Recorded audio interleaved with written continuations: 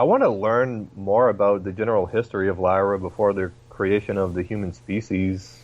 For starters, was it the feline species that was the first to inhabit Lyra? If you're speaking with a conscious intelligence, yes. But we are not originally in the form that you might consider feline. I see. So was Lyra the location where the felines first arrived in this universe, similar to the way the Draconis system is where the reptilians first arrived in this universe? You could say so. Again, in the physical form of incarnating as felines, yes. Uh, did the felines, or the precursors to the felines, arrive in this universe around the same time as the reptilians?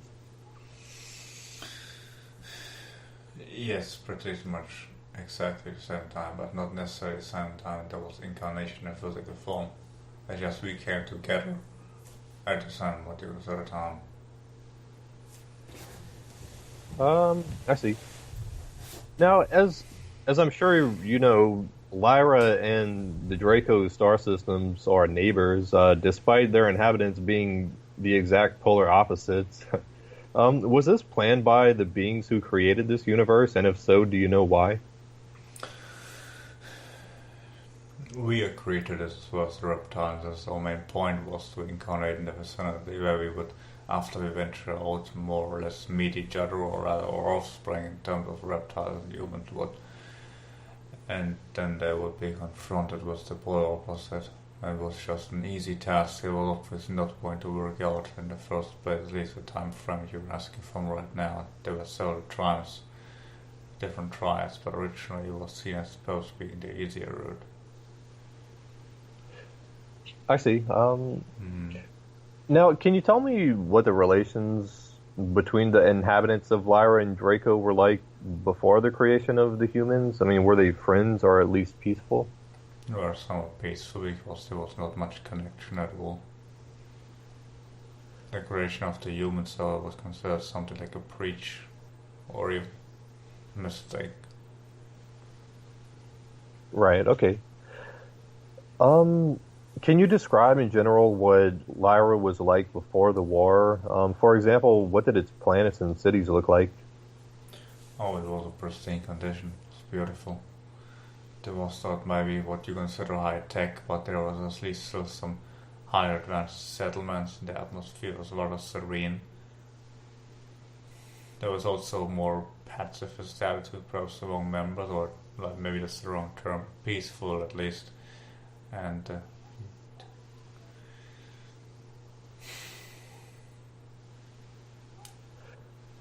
Um, so what were the felines? Um, the felines and the humans, what were they interested in doing with their lives before the war?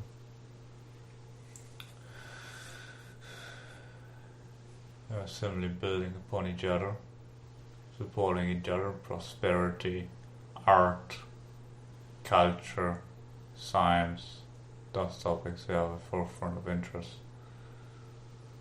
Obviously, also just enjoying their existence.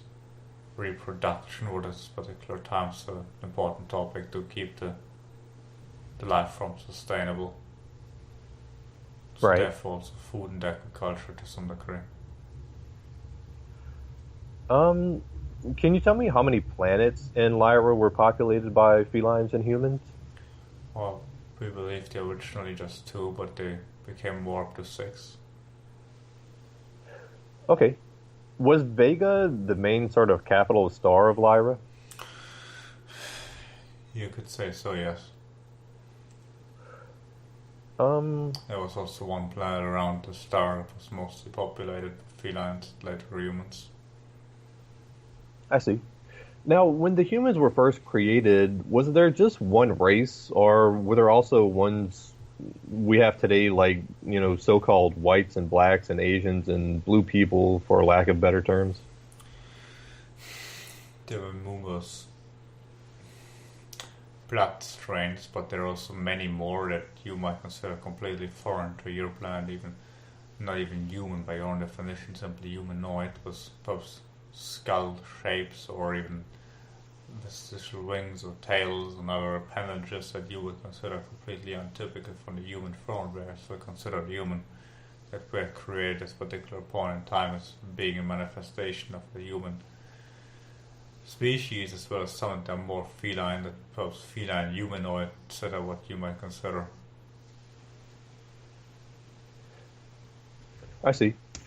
So what did the humans do after they were created? I mean, did they live side by side with the felines, or did they have their own cities and their own planets?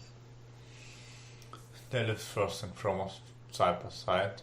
Bloodstreams was most common with perhaps those that you would consider European or Asian today. Those were plentiful and ventured off later on other star systems after most of the catastrophe that happened, and they had to find a new home. Okay. Roughly how much time passed between when the humans were created and the war started? It was, from our counting in time, almost instant, but it could have been thousands of years in between.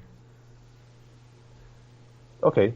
Was the Galactic Federation created before or after the creation of humans? After the creation, but however, it was already in the plan, so to speak, in the higher scheme of things. But after we incarnated all, we no longer knew exactly what was the plan.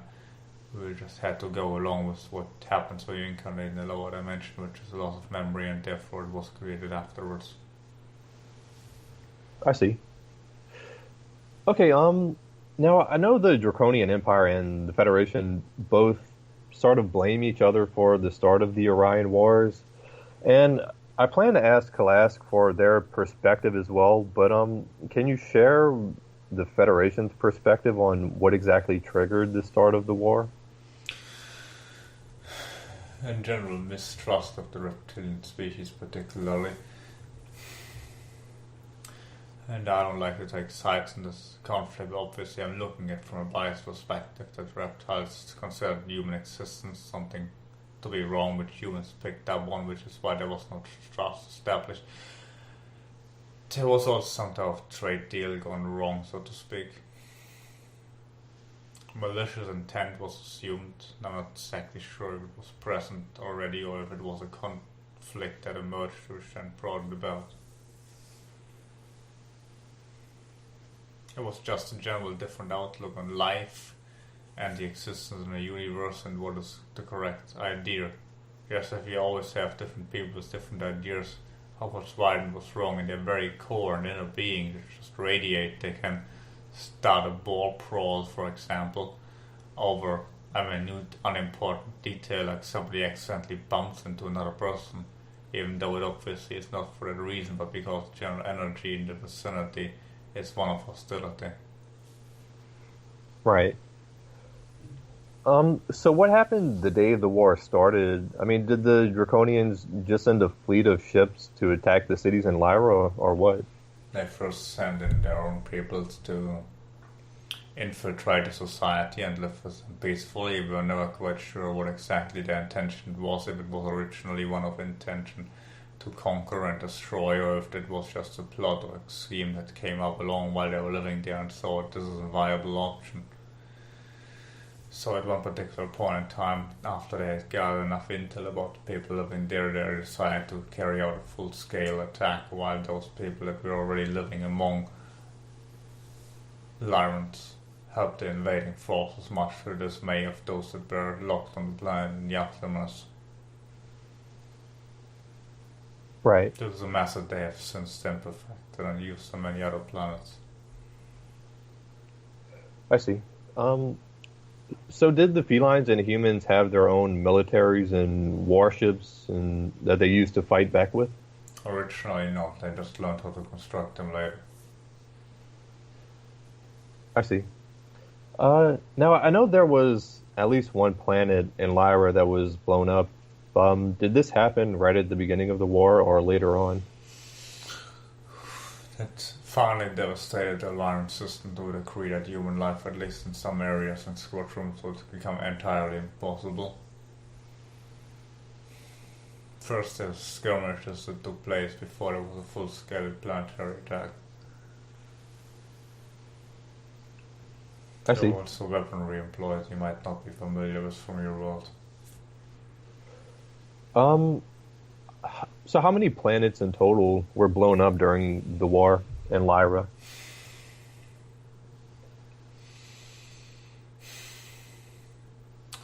Depends greatly on the timeline, as some planets are blown up in one timeline and not in the other.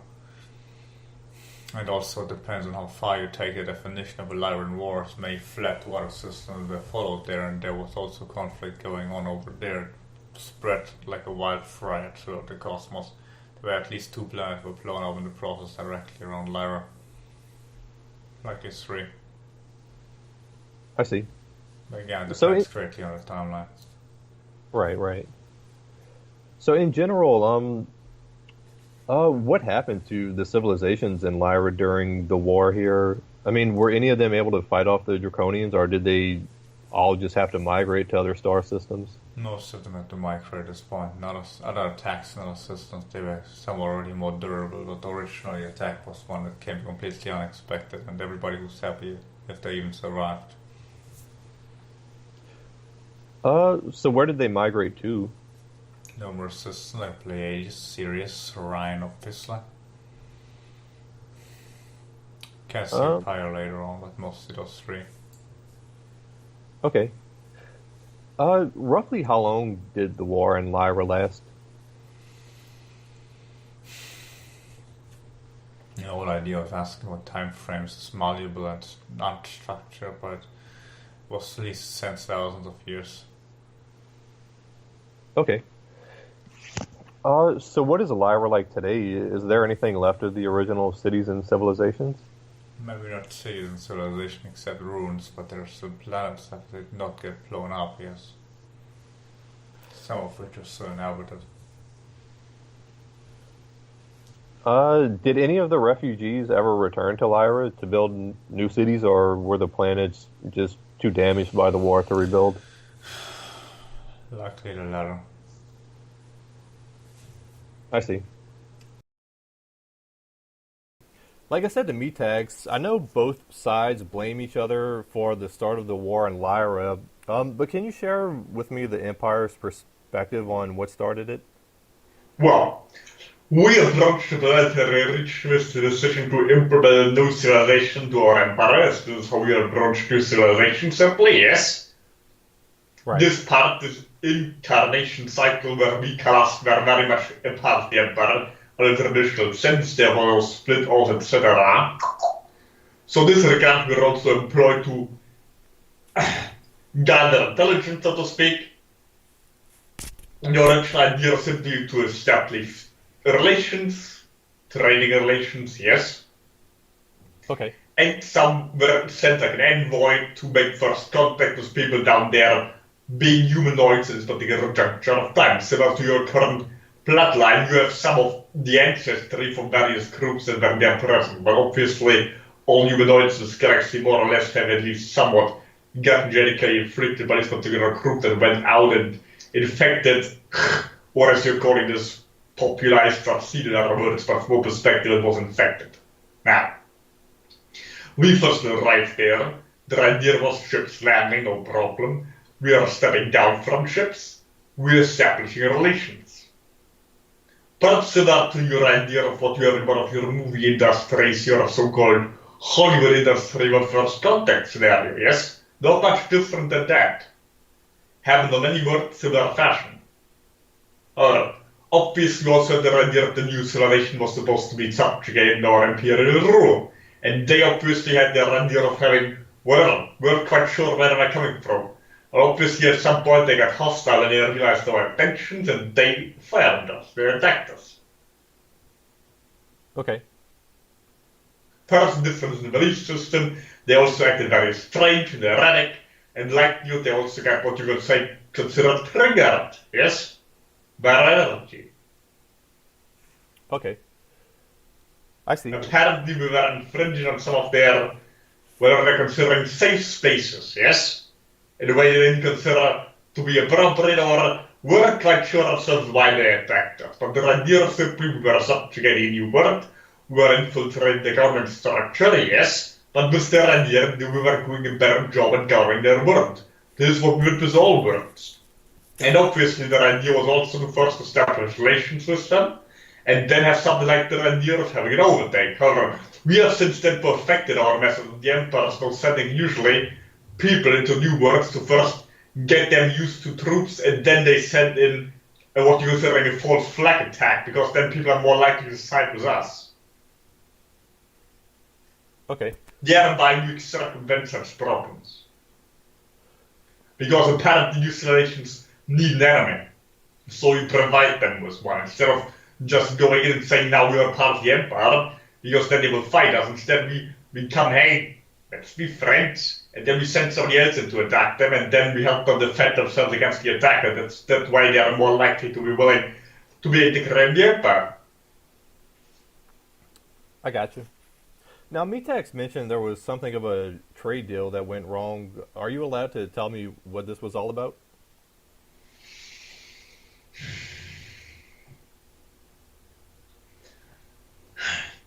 Certain substances that were being transferred where one side apparently had different ideas than the other about what the exact. We were directly involved, cast with this particular trade. Or from what we're aware from our record, so to speak, the idea was that one side sent something, expected something else in return, which they didn't get. Because some protocol were not used, and because protocol was null and void. Again, referring back perhaps to your cryptocurrency idea we were talking earlier, say a transaction didn't go through because something was not confirmed, yes?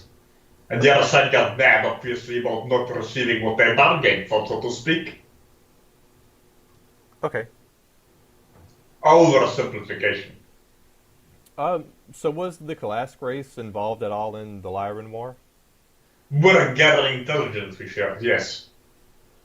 Okay. And then when the war broke out, yes, we were also doing what you consider a purpose and what's the English term for this step?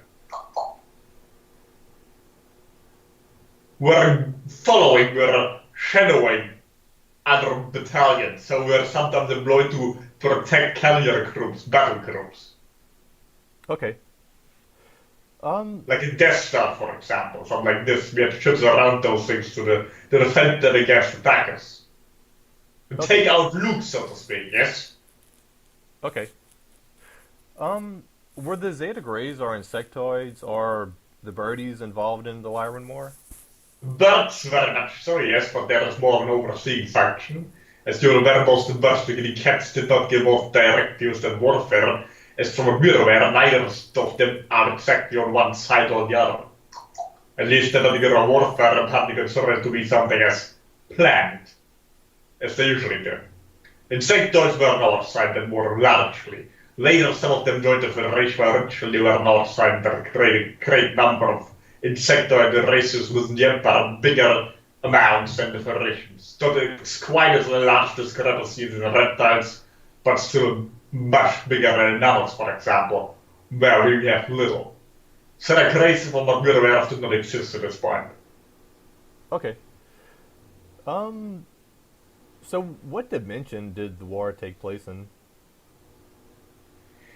From what we're aware of, it started in the third dimension. So you're saying like it went into different dimensions later on? Yes. Well, depends when you consider it ended, because we were following some of their groups that have caused us great destruction, drama, whatever. They fled and we followed them. And then over what you consider in time, there was the idea of the shifting dimensionality when you move beyond time, and therefore you get sort of scenarios in the Pleiades or Sirius or Orion. You consider the conflict of Pleiades and Sirius, for example, as a follow-up or part of the Lyran Wars, even though they were no longer in Lyra. And they are happening in other dimensionalities, or similar but different scenarios played out there. As the Pleiadian version had their idea that they need to become very peaceful, because they thought they could cut the connection off with us. As you're aware with your housewife esoteric scene, right? Some people try to avoid conflict by being super nice, and the bad person can't hurt me because I'm being too nice. Obviously, if you exclude a part of creation, you get sent this part of creation, so you get an opportunity to integrate it, yes? catching the spear supremacists said this. That's why the war continued in the Pleiades, because they hadn't figured it out correctly. Some fled to their galaxy, became what you consider Andromedans, yes? They say they have it all figured out, we certainly don't agree.